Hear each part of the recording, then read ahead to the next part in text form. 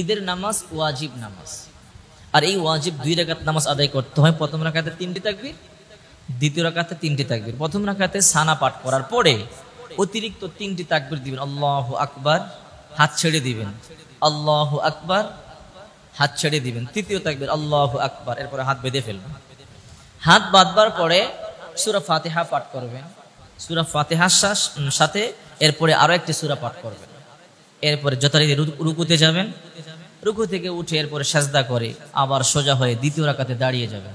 মনে রাখতে হবে, প্রথম রাকাতে সানার পরে 3টি অতিরিক্ত তাকবীর দিয়ে এরপরে সূরা ফাতিহা পড়েছেন, একটি সূরা মিলিয়ে রুকুতে গিয়েছেন, অর্থাৎ সূরা ফাতিহার আগে 3 তাকবীর দিয়েছেন। এবার দ্বিতীয় রাকাতে সূরা ফাতিহার আগে 3 তাকবীর নয়, আগে সূরা ফাতিহা পাঠ করবেন, এরপরে একটা সূরা মিলাবেন।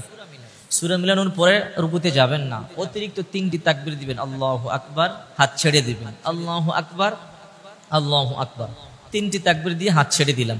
এরপরে চতুর্থ তাকবীরে রুকুতে যাবেন। কথা ক্লিয়ার?